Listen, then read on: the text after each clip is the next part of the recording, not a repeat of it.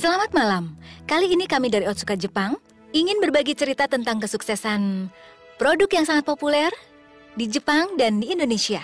Banyak hal yang menarik yang bisa kita saksikan. Suatu hari di pabrik Otsuka Pharmaceutical di Tokushima, Jepang. Bagaimana? Lancar? Iya, Pak.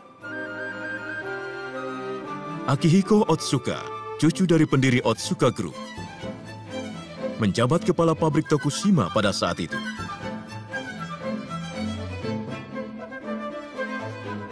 Ayah Akihiko, yaitu Masahito Otsuka, adalah seorang pimpinan perusahaan yang karismatik dan telah menciptakan berbagai produk terkenal seperti obat oles Oro9H atau minuman Oronamin C, sehingga perusahaan menjadi sangat maju. Saya pun pasti akan menciptakan produk yang belum pernah ada.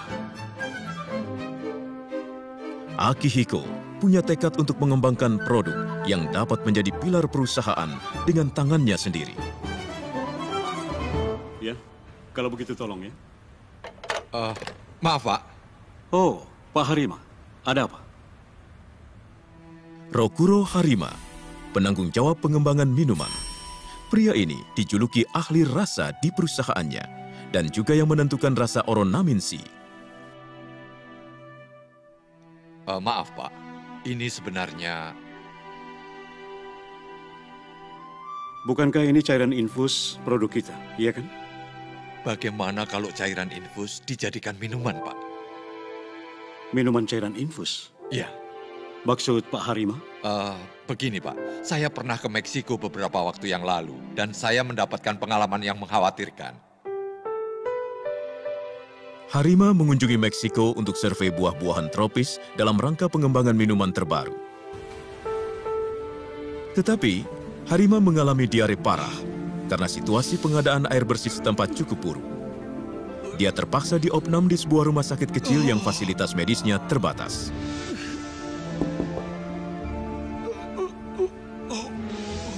Oh, dokter. Supaya penyakit Bapak lekas sembuh, silakan minum obat dengan air soda ini ya, Pak.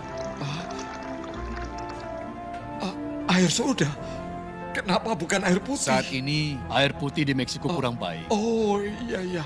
Ya, baiklah.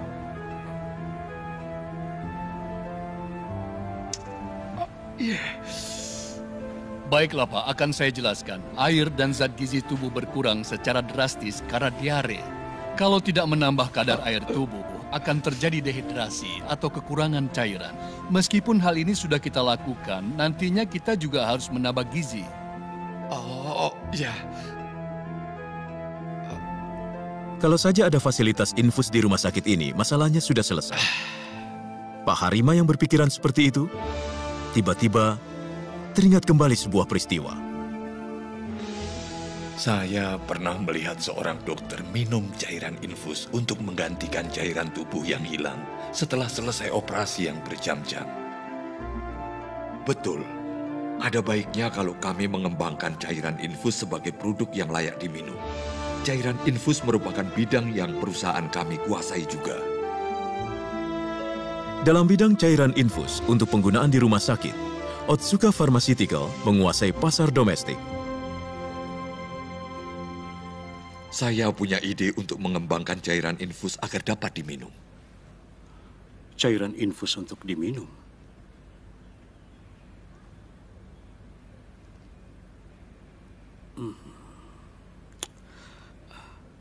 Mungkin saat ini belum waktunya, Pak Harima.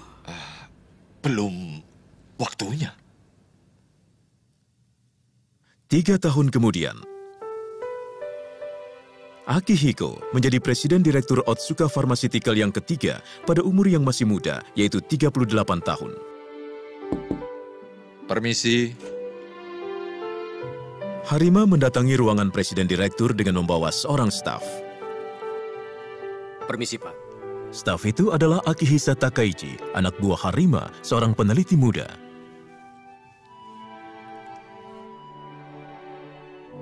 Saya panggil Anda berdua karena ada permintaan.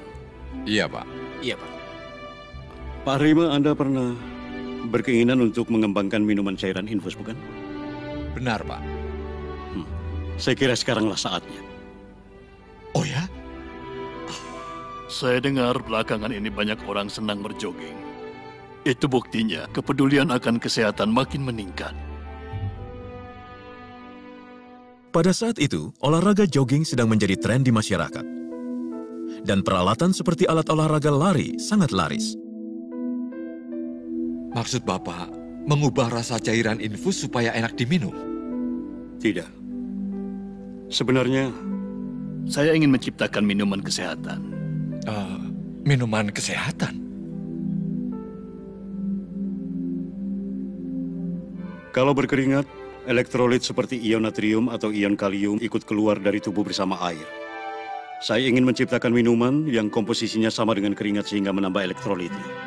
Oh, begitu ya. Lalu, konsep rasa pun disampaikan secara jelas. Rasa yang tidak membosankan. Walaupun diminum setiap hari, harus terasa enak di tenggorokan. Enak di tenggorokan? Minuman kesehatan. Kata-kata Dirut menarik juga ya. Tapi enak di tenggorokan itu seperti apa ya, Pak? Takaichi, itulah tugasmu walau akan memakan waktu yang lama. Hah? Saya serahkan pengembangannya kepada kamu. Kepada saya? Iya, lakukan seperti yang kamu mau. Ya, baiklah, Pak.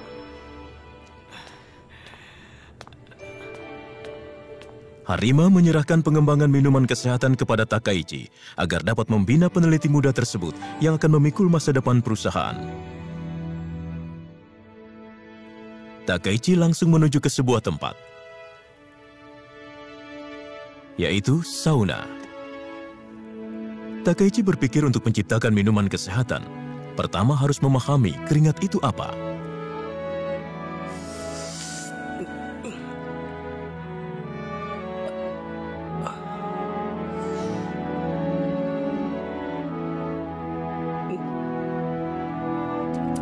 Asin banget. Lalu Takaichi berjalan-jalan di sekitar perusahaan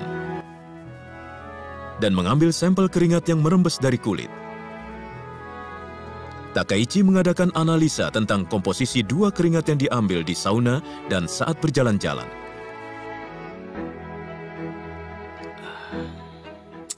Benar dugaan saya.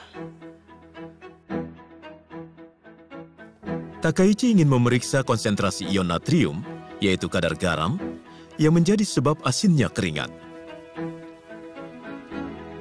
Nilai konsentrasi sampel keringat di sauna jauh lebih tinggi. Keringat itu bukan hanya satu jenis. Setelah mandi di sauna atau berolahraga yang berat, konsentrasi kadar garam dalam keringat menjadi tinggi. Sedangkan konsentrasi kadar garam dalam keringat sehari-hari rendah. Minuman yang ingin kami ciptakan adalah minuman untuk menambah kadar air tubuh dalam kehidupan sehari-hari. Kalau seperti itu, kami lebih baik mengambil patokan pada keringat dengan konsentrasi kadar garam yang rendah. Takaichi langsung membuat minuman uji coba dengan persis mengikuti komposisi keringat saat berjalan-jalan.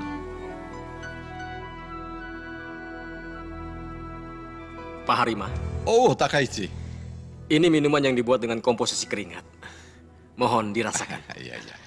Oh, sudah jadi. Silakan, Pak. Ya, baiklah.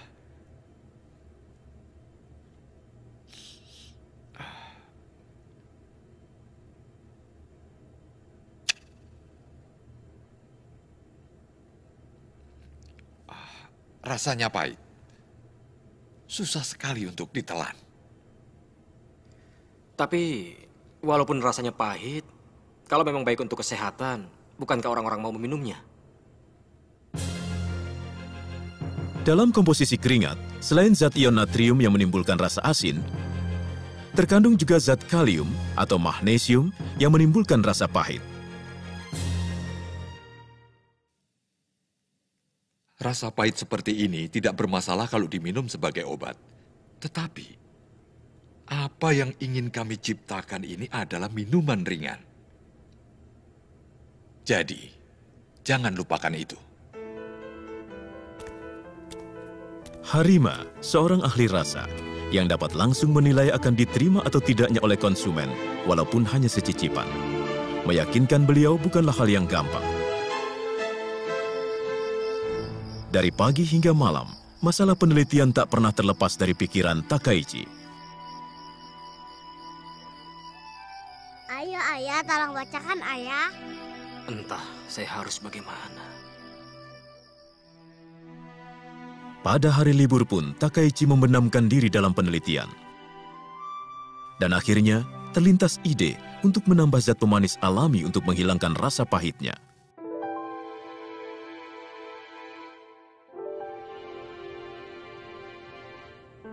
Bagaimana, Pak? Pahitnya memang berkurang. Hanya keseimbangan rasanya tidak tepat. Karena rasanya masih terlalu manis. Tapi untuk menghilangkan rasa pahitnya... Dengarkan saya. Apa yang ingin kami ciptakan bukan minuman jus, tetapi minuman kesehatan. Maka kadar gulanya semestinya ditekan serendah mungkin. Dan ingat, konsentrasi kadar gula harus di bawah 10%. Kamu paham kan? Baik, Pak. Saat itu, minuman ringan pada umumnya mengandung kadar gula lebih dari 12%. Dan minuman yang laris adalah minuman yang manis. Akan tetapi, Harima menyuruh mengembangkan minuman yang tidak terlalu manis. Minuman yang tidak terlalu manis tanpa rasa pahit. Percobaan Takaichi dalam menciptakannya mengalami maju mundur.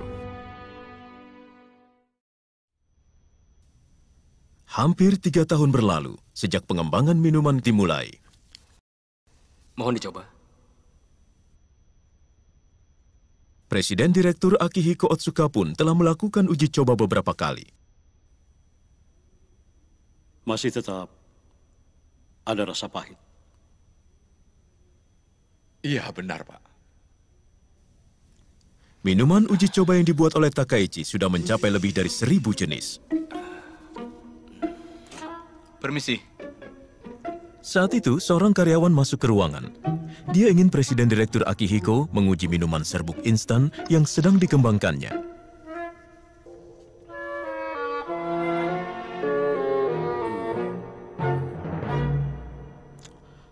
Minuman ini juga masih sangat jauh dari sempurna. Lalu kemudian...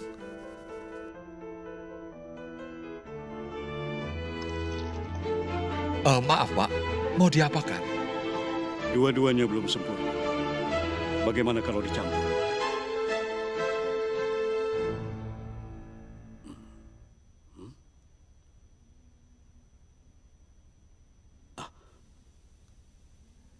Ini baru enak. Hah? Kalian boleh coba juga.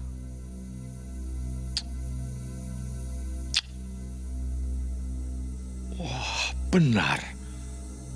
Sekarang rasa pahitnya hilang. Minuman serbuk instan ini rasa apa? Minuman serbuk instan rasa jeruk. Oh, begitu. Mungkin rasa pahit yang khas dari jeruk dapat menutupi rasa pahit yang tidak enak. Begitu ya.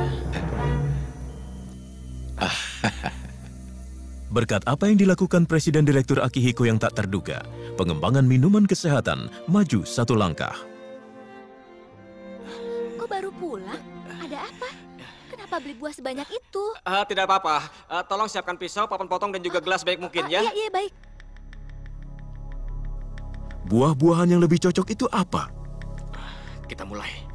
Takaichi membeli beberapa jenis jeruk dan mencampurnya dengan minuman kesehatan, lalu dicoba minum.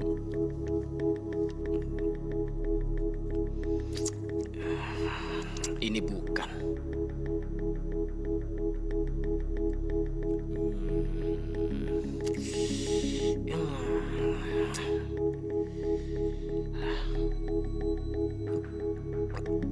Ini juga bukan.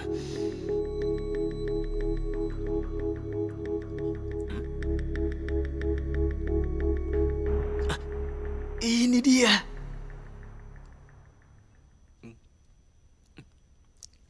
Salah satu jenis jeruk menunjukkan efek luar biasa untuk menutupi rasa pahit. Buah apa itu sebenarnya? Hal itu merupakan rahasia perusahaan Otsuka Pharmaceutical sampai sekarang. Takaichi semakin mendalami penelitiannya hingga akhirnya berhasil membuat minuman dengan konsentrasi kadar gula di bawah 10%.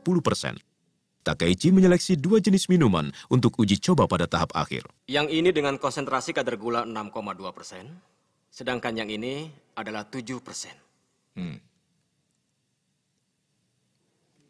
Untuk memperoleh tanggapan yang objektif, Harima menyuruh peneliti-peneliti lain untuk ikut mencobanya. Terus terang, saya merasa lebih enak yang konsentrasi kadar gula 7%. Betul. Yang lebih encer terasa kurang sesuatu, Pak. Para peneliti menyukai yang manis secara mutlak.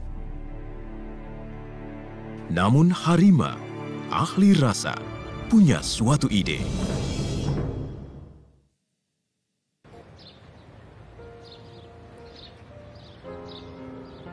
Beberapa hari kemudian, sesudah uji coba di laboratorium, Harima mengajak peneliti bawahannya untuk mendaki gunung dalam kota Tokushima.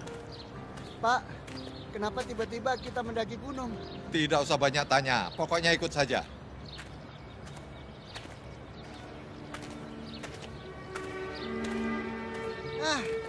Akhirnya sampai juga.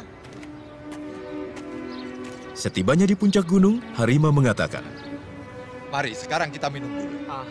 Minum apa, Pak? Harima menyuruh para peneliti untuk mencoba 2 jenis minuman A dan B.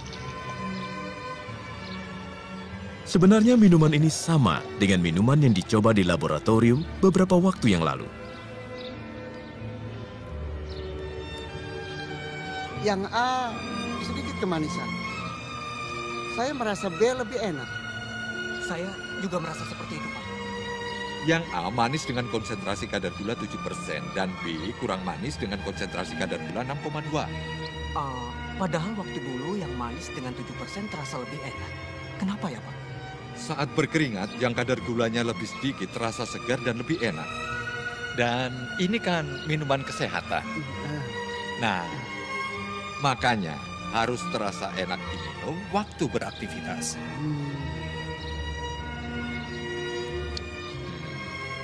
Ini dia.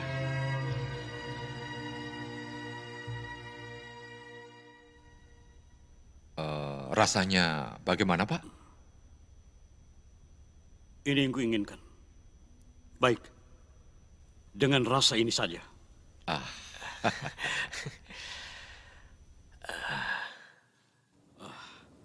Hari ini, saya ingin mengajak Anda untuk mencoba minuman baru yang kami kembangkan.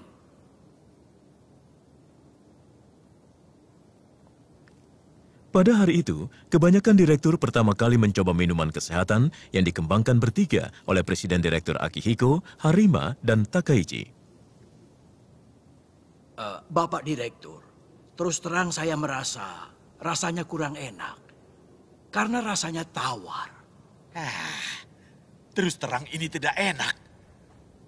Siapa yang mau minuman seperti ini? Rasa asin seperti ini tidak bakal laku. Iya. Betul kan? Iya. Saya pikir tidak akan laku. Para direktur senior yang mempertahankan Otsuka Pharmaceutical dalam rentang waktu yang panjang memberi tanggapan negatif terhadap rasa itu. Saya pikir kita akan kesulitan dalam soal pemasaran. Rapat direksi pun menjadi ricuh.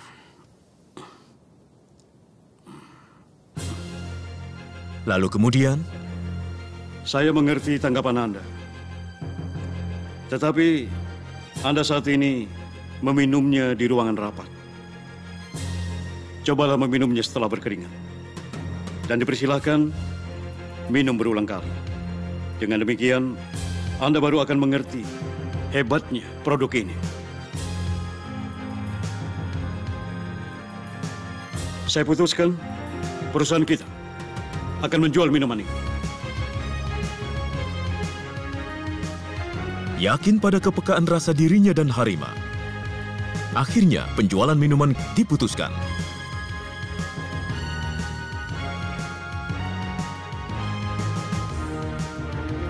Produknya diberi nama Pocari Sweat, yaitu kata Pocari yang memiliki kesan menyegarkan, digabung dengan kata sweat yang memiliki arti keringat dalam bahasa Inggris.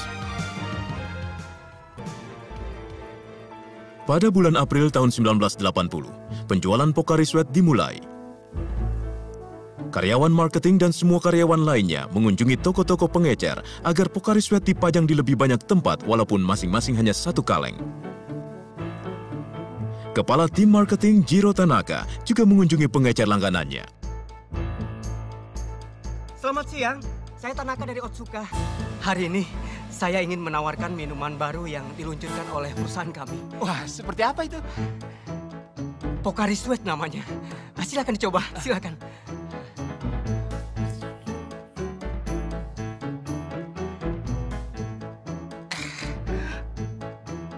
Ini tidak enak. Kalau begini, tidak bakal laku. Tolong jangan berkata begitu. Tolong dipajang 2 atau 3 kaleng saja. Tidak apa-apalah untuk percobaan. Tidak, saya yakin ini tidak laku. Rasanya tanggung, asin tidak, manis juga tidak. Saya bingung bagaimana cara menawarkan kepada konsumen. Oh, begitu ya. Begitu juga di toko pengecer lain. Kalau rasanya seperti ini, tidak akan laku. Nggak manis. Maaf ya. Untuk mencoba menawarkan kepada konsumen secara langsung, dibukalah kios di berbagai event dan menjualnya dengan harga Rp10.000. Tetapi... Aduh, minuman apa ini? Benar, rasanya aneh, nggak jelas. Masa minuman kayak gini suruh bayar? Maafkan kami.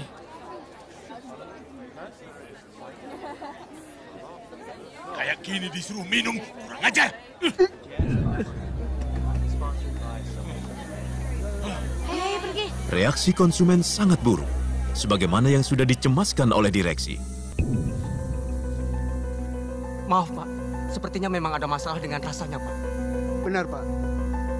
Penjualan Pocari Sweat disambut sangat buruk oleh konsumen.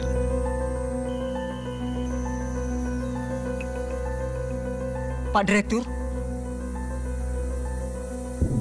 Saat itu, Presiden Direktur Akihiko mengeluarkan keputusan yang mengagetkan. Bagikan dengan gratis. Hah? Kita bagikan Pocari Sweat secara gratis. Agar diminum setiap orang di setiap tempat. Dan dalam jumlah yang besar. Pak, berapa yang harus dibagikan? Tak terbatas. Hah? Keunggulan Pocari Sweat tidak bisa dirasakan kalau tidak diminum berulang-ulang. Jumlahnya tidak terbatas. Kita lakukan secara tuntas. Kalau begitu, kerugian kita semakin bertambah, Pak. Benar, Pak. Benar, Pak. Jangan pikirkan angkanya dulu. Kita ingin mencoba menciptakan pasar baru yang belum pernah ada. Walaupun tidak bisa dijual pada awalnya, itu wajar.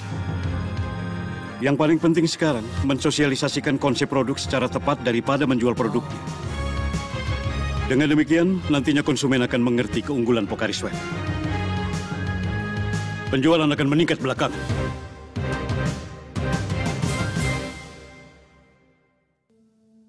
Pocari Sweat terasa paling enak saat berkeringat. Yang paling cocok untuk membagikan ini. Para staf marketing saling mengajukan ide di mana tempat paling efektif untuk membagikan produknya. Oh iya, setuju. Benar. Dengan demikian dimulailah operasi pembagian gratis Pocari Sweat secara besar-besaran di seluruh Jepang. Tanaka, kepala tim marketing, menuju ke lapangan baseball. Hei! Mari sebentar! Ayo kumpul!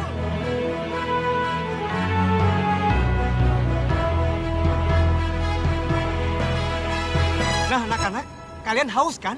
Haus! Tunggu sebentar ya. Nah, ini, silakan minum. Dingin dan enak. Nah, ini, silakan.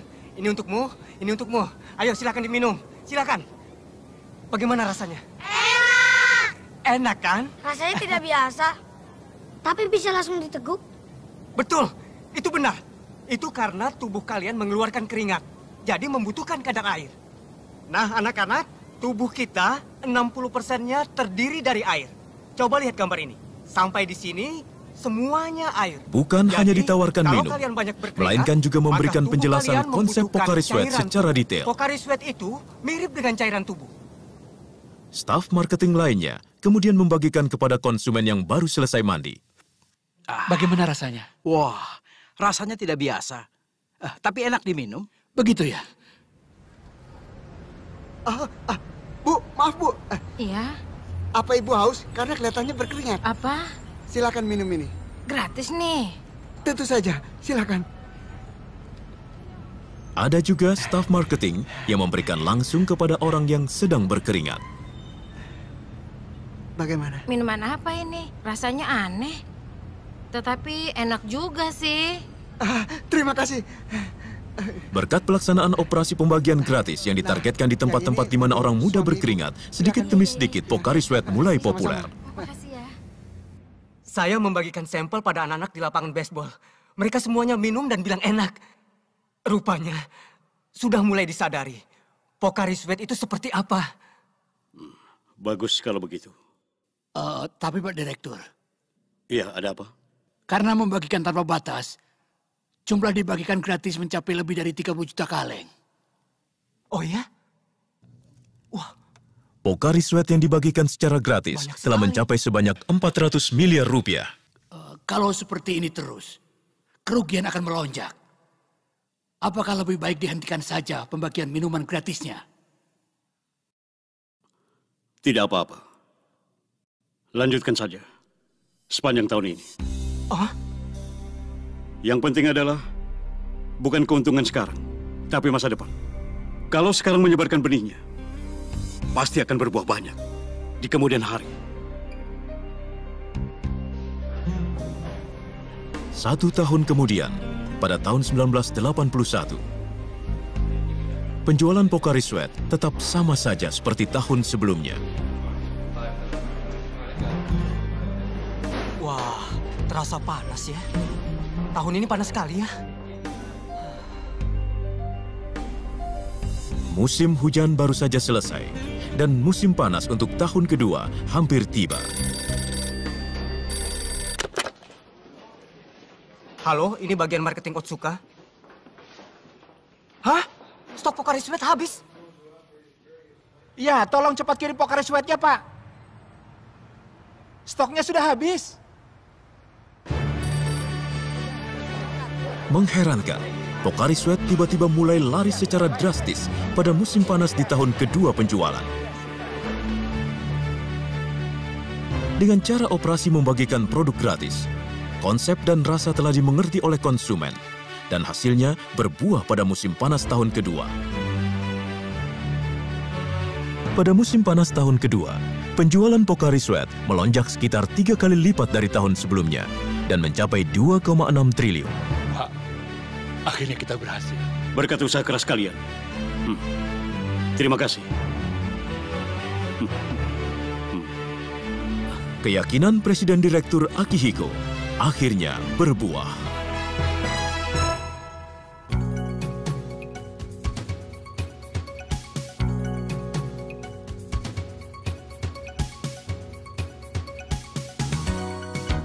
Di Indonesia dikenal ada bulan Ramadan dan diadakan yang namanya aktivitas promosi saat Ramadan. Orang-orang yang beragama Islam pada bulan Ramadan tidak boleh makan dan minum dari subuh sampai maghrib.